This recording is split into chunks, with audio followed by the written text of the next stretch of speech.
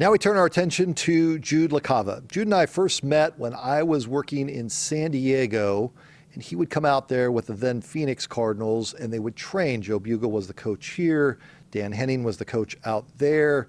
We would be in La Jolla. Jude was very nice, very gracious, would come up and we'd chat, and we started to know one another and like one another. And he said he was leaving at one point to go into television. This was in '93.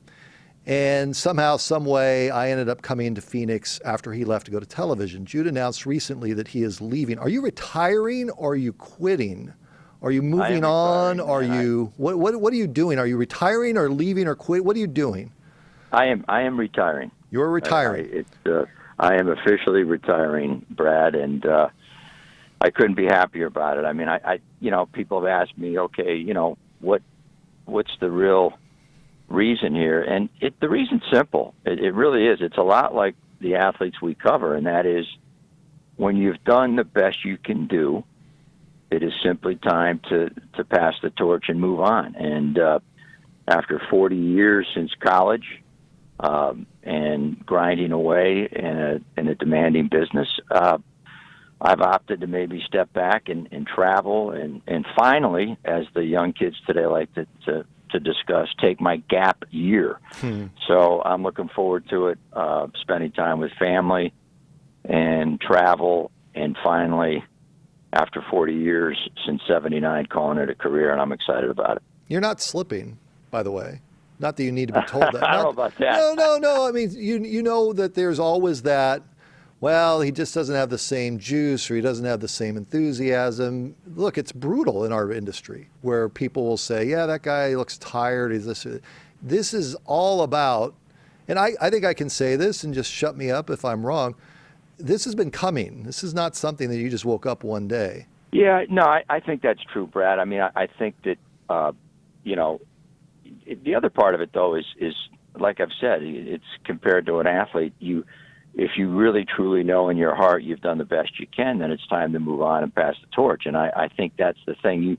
Listen, there's no question, local TV is demanding. You want to get it right. It's faster than ever before because of Twitter and Facebook and all the other media outlets. But I think the bigger question really is it's not my style to kind of just hang on and go through the motions. I don't have to do that. I don't want to do that. But conversely, there's so many people that were a big part. I was just a small part of a department that, Mark Malrich, Jeff Lake, Richard Sines, Brad Gass, fabulous sports photographer. Before that, Clark Frederick, Neil Wolf, Freddie DeLuca. I mean, there were really a lot of people that helped teach me the TV business. And, that was the biggest thing, is that there were a lot of, if you remember, is this guy going to be able to have a sport coat? Is this guy going to have mustard on his shirt? I mean, there were a lot of interesting questions as I went from radio to TV. And, I've been very fortunate. I mean, I had a news director in Doug Bannard that absolutely allowed me to take a lot of editorial control and make judgments based on what we were doing for many years on Sports Night and our coverage of big stories. So I think it's, I've considered myself very blessed and very lucky to have had a 40-year run in the business. Sure. And 31 years in Phoenix. And to me, when you start getting a little bit older, and you'll find this out yourself, you want to step back and smell the roses and do some other things. And that's really what I'm truly excited about. Okay, when was the aha moment? Was it after a 10 o'clock at night show? I think, when was the moment? I think this past fall, it just really kind of hit me like, okay, you're enjoying it, but it's time. And I think, football is always a little bit more of a demanding time. And, but as I said, you and I have talked. I mean, I felt that, the last thing I want to do is hang on, and that's just not my style. So, yeah, I think really over the last year or so, but in particular this fall, but I'm very comfortable with my decision, and I can't tell you how supportive the folks I work for have been. And like I say, you come to the realization, and I can't say this enough, that if you can't do any better than what you've done, then you got to move on. There was a time, we're talking about Jude LaCava, there was a time, because we are really busy in this business. People think that, well, if you don't see someone for a while, you really must not like them. Jude and I, it's fair to say, I would consider you a good friend, and that there are times Yes. where we send texts or here's things that we're working on or here's what we don't like in the industry or so on and so forth. There was a time where I met your bride and you out of work entirely at Children's First Academy. And my wife Yes. said to me when we drove home that night, she's like, now I know why you've always admired him. Man, that guy is really nice. That guy is really cool. I was like, yeah, but he's burning it 100,000 miles an hour. And people don't realize how much energy you put into this when, if the Suns trade Kelly Oubre at 10:45 this morning, Jude has got to work on this all the way until 11 o'clock at night tonight after they put him on the air for yet another hit on what went on. And it's that way every day. And I'm not saying this for those of you sitting in cubicles that are listening and watching and saying, oh, tough life. No, from a family standpoint, it's hard to balance. It's really hard to balance a relationship and to keep things moving. Well, it is, and I can't tell you how many times I've said to my wife, who I have to salute as a very tolerant, supportive wife, that, Yep. oh, by the way, Stanford's in town tonight. I got to get over to Sun Devil Stadium for an ASU football game, or I got to get. There's a big game with the Rockets coming to town and the Suns. I mean, you have to have a support system within your family, or it never works, and then there's conflict. And I can't say enough great things about my wife, who put up with an outrageously difficult schedule. But on the other hand, I look back, Brad, and back to when you took over. I mean, that final year with Barkley and the Suns was absolutely unforgettable. That's really, I think, when the town grew up to become a major market.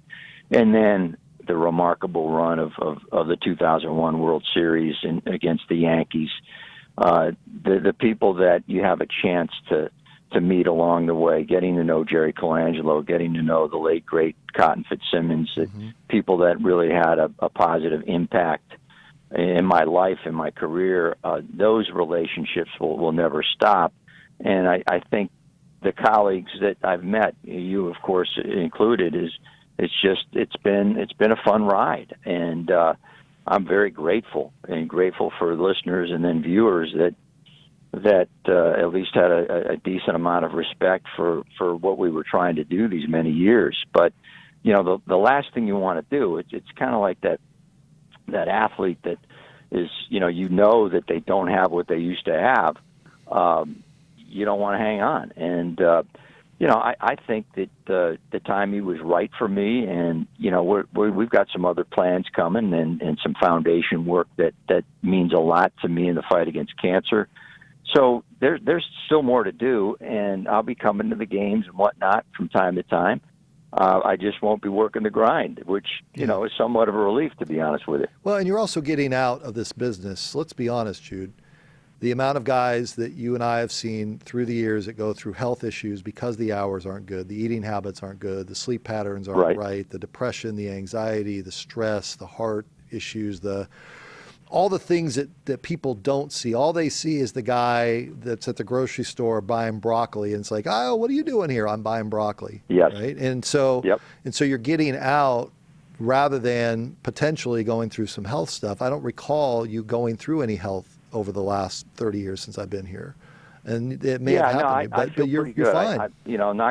Knock on wood, I feel pretty good. And, I think that, I look back at, sadly, a guy that I really liked and was a good friend, Bill Denny. And Bill, he finally gets out, and then he has a major health issue and passes away a few years later. And I look back at some of the people that you and I knew through the years, whether it was Lloyd Herberg, his battle with cancer, the tragedy involving Steve Schoenfeld. I mean, these guys were friends.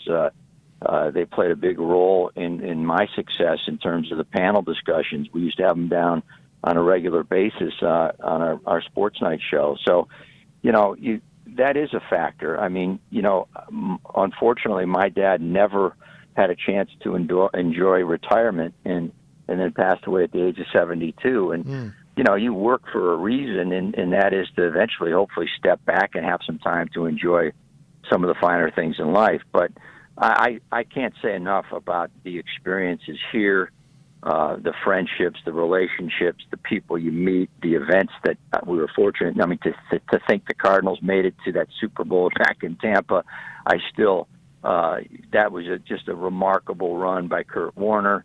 So many great events and so many opportunities to really see this town grow up. I don't think, Brad, and I think you'll attest to this, I don't think we'll see another 30 years from the late 80s on where we saw the remarkable growth of a city that became a major sports mecca, from the arrival of the Diamondbacks to the World Series to the old Suns before Robert got a hold of them. The arrival of the Arizona Coyotes, Arizona State's resurgence in recent years here with Herm Edwards. There were so many fascinating stories to cover that I consider myself extremely lucky to have had those opportunities. Yeah. Well, we might go 30 more years before the Suns make the playoffs, but that's talk about Jude LaCava. The one athlete that you could never figure out, you look back on it and you say, I could never break through with this guy. We just always butted heads. It was oil and water. Who was that guy? Well, it's funny. I really had an interesting relationship with Tom Chambers, and the irony is that Tom and I are friends now. But the tough part about what was happening with Tom is that towards the end of his career, he just was not the same. He was such a prolific scorer, and he really was a big part of the turnaround of the Suns when they signed him as the very first NBA free agent. But when he was starting to lose it, we had our conflicts. It was we butted heads and then some. But the irony is now he's working in media, and I think he does a fantastic job. He's critical when he has to be. Certainly when I look back at the interesting relationships, I mean, Charles was always the most. I mean, he was, Chris Rock and High Tops. I mean, he was just hilarious. He played a big role, I think, in the maturation of this sports city. I think that, Randy was always, especially when he was pitching, he was at times tough to deal with, but just a brilliant, brilliant talent. And then Curt Schilling, I think, always had his agenda, even to this day.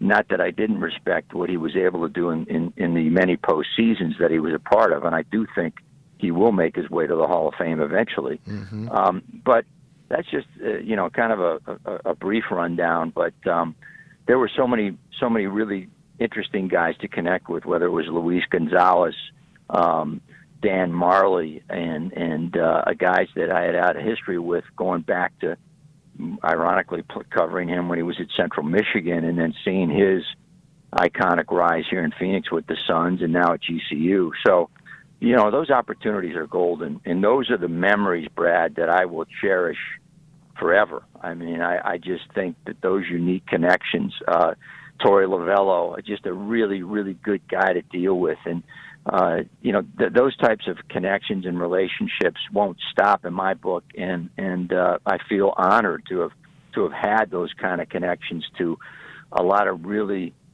good people. Kurt Warner, you're not going to find a better guy in Kurt Warner. Larry Fitzgerald, just what he's been able to do through his foundation and the type of person he's been. So, it's a long list, and it was, and it is a privilege to have been a small part of just covering those guys. The guy that you look at and say, wow, he had it all, and it didn't happen for whatever reason. Charles Barkley. Charles was the most athletically talented, to see this guy under 6'5", if he wasn't so much the life of the party, I truly believe he would have won at least a couple of NBA titles. But he was the life of the party. He was absolutely hilarious at times, the most entertaining athlete I have ever been around. Mm-hmm.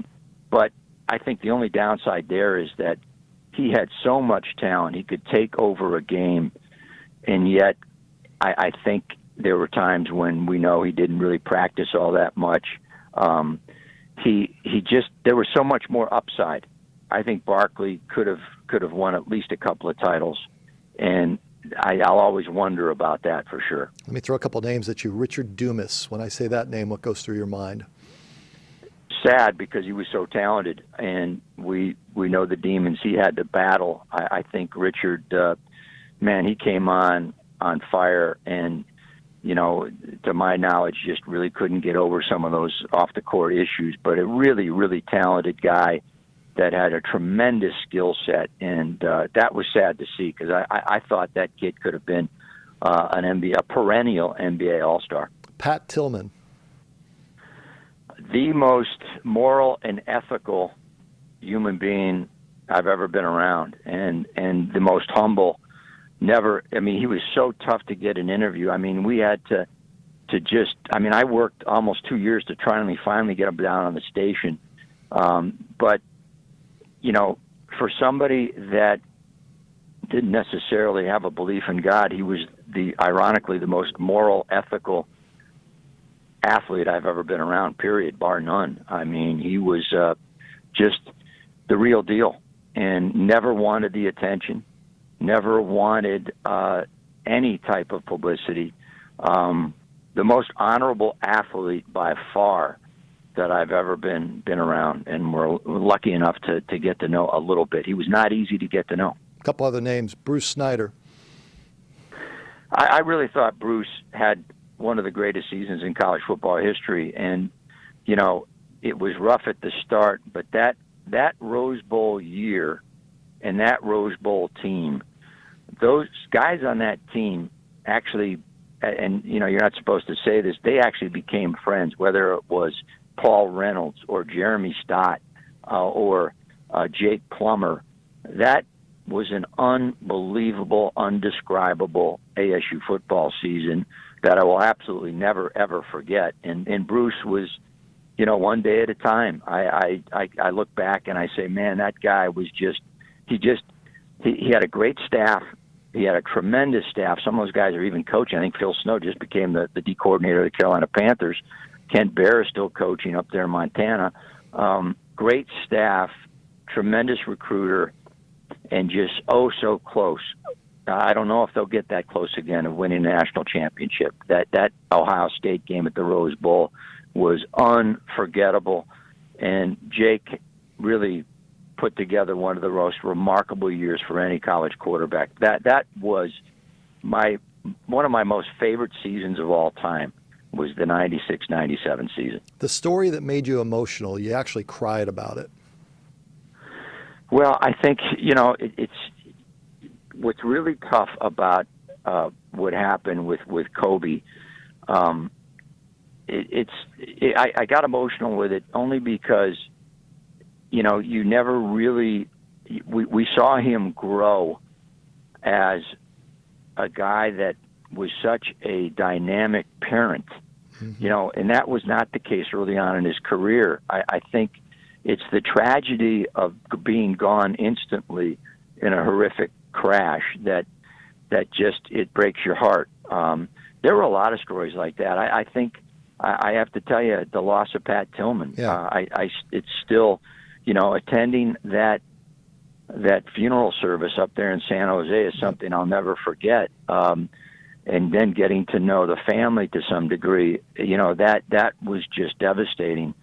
Pat's impact, thankfully, through his widow is still being felt today. So that was a tough one, because he was the real deal. His humility and who he was as a person was the most genuine by far of anyone I've ever been exposed to. Before I get you out of here, so what's next? I'll let you talk about breast cancer and foundation, Sure. because that's what's next for you. Well, the one thing that there are events in a life where you never forget, and as a high school kid, that just all he did nonstop was play basketball. Back in Allentown, Pennsylvania, at the age of 14, I was told my mom had terminal cancer, and she said, I'm going to make sure I graduate from high school, which she did. But we basically signed off on her becoming an experimental patient in Bethesda. So we would take flights back and forth to D.C. and get her back from these unbelievably heavy chemo sessions. So as the years went by, and my wife lost her very, very best friend, we said we've got to at least try. We're by no means experts, but we've got to try to get in this fight. And Dorothy Foundation became that platform. And interestingly enough, right here in our own backyard, there's a scientist that can predict cancer with a very, very affordable one drop of blood test. And by the way, it's once it gets to market, less than $100. So we've raised over $100,000 to support his test, and we hope someday soon that immunosignature test by Dr. Stephen Johnston will get out there, and it will be a precursor to your annual physical, where you can simply take a very affordable test and find out if you have cancer before it ever becomes cancer. So that's one of the projects we're working on, and hopefully we'll see the fruits of that labor in the not-too-distant future. That's, as I said, there are events in a life where you never forget. Sure. And then you have to hopefully take action. And that's our platform, and we're staying with that for sure. So you'll be running the foundation, assisting your sister. Walk through this part of it. Yes, I think, whether I like it or not, and just based on the contacts, I am going to keep pushing forward with that work. And that's also involves my wife, Jill, and my sister, Sandy. So, that's something that we're not going to give up on. We've put a ton of work into it, and that is something that's close to my heart. And, when you look back, Joe Mack, you look at Lloyd Herberg, you look at some of, even Bill Denny, cancer has affected so many people's lives. And to me, as a lay person, it's not about just what I know. It's about finding the person in the know, the scientist, the researcher that can hit that home run ball. And that's what we're banking on, Brett. Yeah, no, that makes sense. You gonna do any media at all? You're just gonna walk away 100% of it? It's not. It's not on my radar right now. I mean, who knows? A year from now, I'm definitely going to be taking some time off. I'm really looking forward to that. Kind of recharging the battery a little bit. It's been 40 years. Who knows down the road? I'm not. You never say never, but it would probably be in a different venue of sorts. Who knows what that might be? But right now, it's not on my radar. I just really want to step back, recharge, and go from there. Yeah. Well, I'll just tell you, come over here. We'll figure something out. I don't know about that, but we'll see. Yeah. I mean, look, it's. In some, you need a break. You need a break. You do need a break. Yeah, there's no doubt. But when you do come up for air, when you come up for air, just know that there's something over here if you want to do something. So. Well, look, I have valued our friendship, and you and I have talked about a lot of things personally, professionally, and you've been a great supporter, and it's been appreciated. And there's been a lot of colleagues that I'll be very close to through the years, and a lot of them from the print media, a lot of them I've worked with, Mike Jurecki and others. And yep. I will say this: I think that Richard Sines is going to do a fabulous job. I mean, I think we still have created a nice tradition over there at Fox 10, and with the guys that are there now moving forward, I think and I hope that it will continue. Is that the succession plan? Richard will be the replacement for you permanently? Yes, and he's coming off a tremendous week at the Super Bowl in Miami, and you know what that's like when you're on the road for 8 days. Yep. He hit it out of the park, and there'll be some interesting additions coming along, but I think for the most part, everything's in place. I mean, when you put a good portion of your life at one place, you want to make sure that place continues to be competitive, and I think it will be in many ways. So, it's the old line. You want to leave a place better than when you found it, and I'm happy to say that I think that's the case. And the guys there right now have a tremendous passion to keep moving forward. Mark Malrich has done a phenomenal job in a short period of time with his organizational skills, and I expect the department to continue to thrive.